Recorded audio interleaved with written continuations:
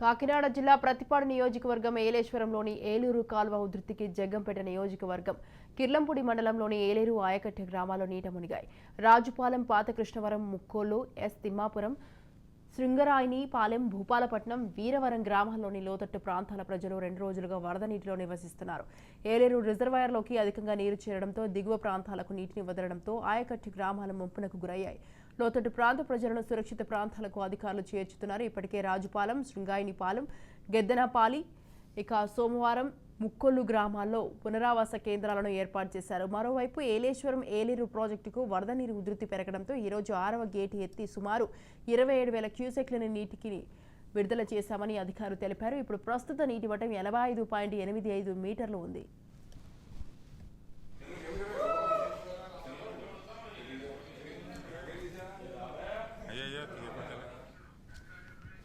Right, ఈ విషయంపై మరింత సమాచారం మా ప్రతినిధి సాంబశివ ఫోన్ లైన్ లో ఉన్నారు. సాంబశివ,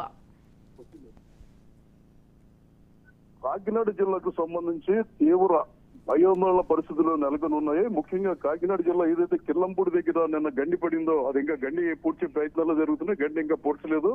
అదేవిధంగా జగ్గంపేటకి సంబంధించి కూడా చాలా మందిని పునరావాస శిబిరాలకు తరలించడం జరిగింది. కిర్లంపూడి మండలంలోని భూపాలపట్నం, గెద్దనపల్లి, శృంగరాయనిపాలెం, సోమవరం గ్రామాల్లో వరద ముప్పు అధికంగా ఉండడంతో వాళ్ళందరినీ కూడా పునరావాస కేంద్రాలకు తరలించడం జరిగింది. ఇక ముఖ్యంగా కాకినాడ నుంచి పిఠాపురం, అదేవిధంగా పిఠాపురం నుంచి సామర్లకోట వెళ్లే దారి పూర్తిగా నీట మునిగిపోవడంతో రాకపోకలు బంద్ చేశారు.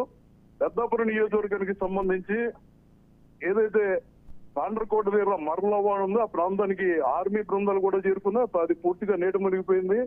ఇలాంటి నేపథ్యంలో జిల్లా వ్యాప్తంగా ముఖ్యంగా కాకినాడ జిల్లాలో 7 నియోజకవర్గాలు ఉంటే పిఠాపురం, ప్రతిపాడు, జగ్గంపేట, పెద్దాపురం నియోజకవర్గంలో మాత్రం తీవ్ర భయానక పరిస్థితులు ఉన్నాయి. దాదాపు 50కి పైగా పునరావాస కేంద్రాలు ఏర్పాటు చేశారు.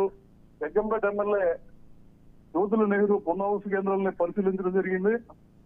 అదేవిధంగా పునరావాస కేంద్రాల్లో ఎవరైతే ఉన్నారో వాళ్ళందరికీ ఉదయం అల్పాహారం, మధ్యాహ్నం భోజనం కూడా సమకూర్చారు. కొన్ని ప్రాంతాలకి బోట్ల ద్వారా సరఫరా చేస్తున్నారు.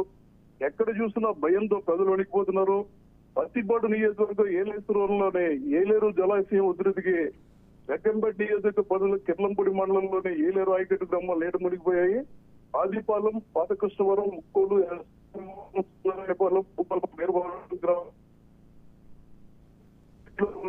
వీరికి అక్కడి నుంచి కొంతమంది బయటికి రామని చెప్పినప్పటికీ బలవంతంగా వారిని పునరావాస కేంద్రాలకు తరలించడం జరిగింది.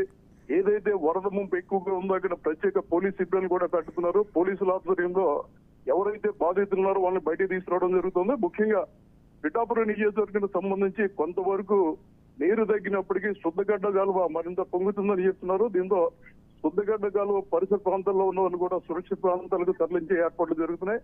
మొత్తం రెవెన్యూ, పోలీస్, అదేవిధంగా పంచాయతీరాజ్ అధికారులు ఎప్పటికప్పుడు పరిస్థితి సమీక్షించి అవసరమైన వారందరినీ కూడా పునరావాస కేంద్రాలకు తరలిస్తున్నారు. ఇప్పటి వరకు 50 పునరావాస కేంద్రాలు ఏర్పాటు చేయడం జరిగింది.